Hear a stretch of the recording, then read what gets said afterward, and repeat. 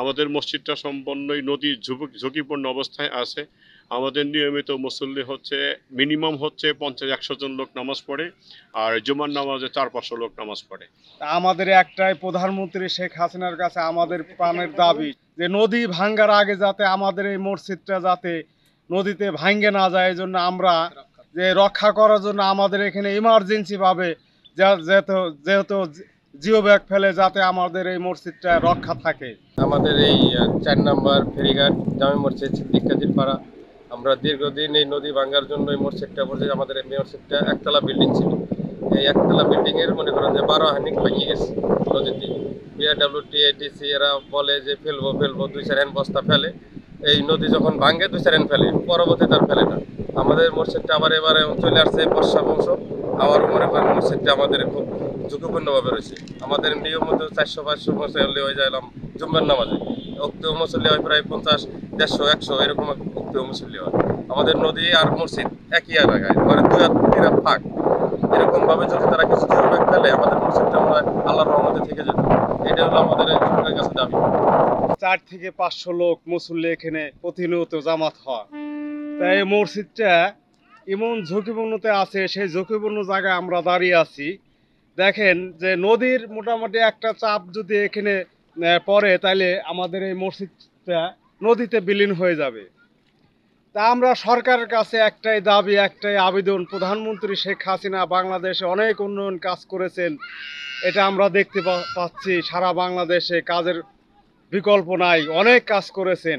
তা আমরা এলাকা থেকে, আমরা এলাকার মুসল্লিরা আমরা প্রধানমন্ত্রীর কাছে বলতেছি, শেখ হাসিনা প্রধানমন্ত্রীর কাছে একটা বিনীত অনুরোধ করে বলতেছি, আমাদের এই মসজিদটা যাতে রক্ষা করার জন্য সে ইমার্জেন্সিভাবে আমাদের দৌলতদিয়া 4 নম্বর ফেরিঘাটে ভাঙ্গুন এলাকায় মসজিদটা যাতে কিছু অনুদান দিলে আমাদের এই মসজিদটা রক্ষা হইতো। এটাই তাদের প্রাণের দাবি আমাদের। আমরা দীর্ঘদিন এই মসজিদটা এলাকার লোকের কাছে, রাজবাড়ির যারা প্রতিনিধি আছে, গলন্দর যারা প্রতিনিধি আছে, প্রতিনিয়ত তাদের আমরা দেখাইছি, তাদের আইনে ডাইকে দেখাইছি যে আমাদের এই মসজিদটা দেখেন, এই মসজিদটা নদীতে যে কোনো সময় ভেঙে চলে গেলে আমরা এলাকার লোক নামাজ পড়তে পারবো না। তাই তারা আসার পরে কিছু জিওব্যাগ বিআইডব্লিউটি যখন পুরো ভাঙ্গনের সময় যখন কোনো কাজে আসবে না, তখন তারা বস্তা জিওব্যাগ ফেলে। যখন এই শুকনা মৌসুমে যখন কিছু বস্তা ফেললে আর ভাঙ্গার কোনো ভয় থাকে না, তখন এরা ফেলে না। তা আমাদের একটাই অনুরোধ, ফিরা বর্ষা মৌসুম আসার আগে যাতে আমাদের এই মসজিদের সাইডে, উত্তর সাইডে, পশ্চিম সাইডে পর্যাপ্ত পরিমাণ যাতে কিছু বস্তা জিওব্যাগ দেয়, যাতে আমাদের মসজিদটা যাতে রক্ষা হয়। আমাদের এই মসজিদ দীর্ঘদিন ধরে আমরা নদীর ঝুঁকিপূর্ণ অবস্থায় আছি এবং নদীতে বিলীন হয়ে গেছে। এত সুন্দর একটা মসজিদ ছিল, একটা কোম্পানি করে তুলে দিয়েছিল, সেই মসজিদটা ভেঙে বিলীন হয়ে গেছে। আমরা এখন মুসল্লি নিয়ে নামাজ পড়তে পারি না, আমাদের খুবই কষ্ট হয়, অসুবিধা হয়।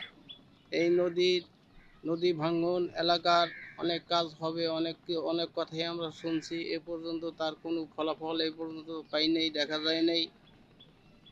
মাননীয় প্রধানমন্ত্রীর কাছে আমাদের এই অকুল আবেদন যে আমরা যাতে এই মসজিদটা রক্ষা করতে পারি, হয় এই মসজিদের কাজটা যাতে হয়, এই মাননীয় প্রধানমন্ত্রী আমাদের এই কাজটা যাতে দ্রুত করে দেন, এটি আমাদের দাবি।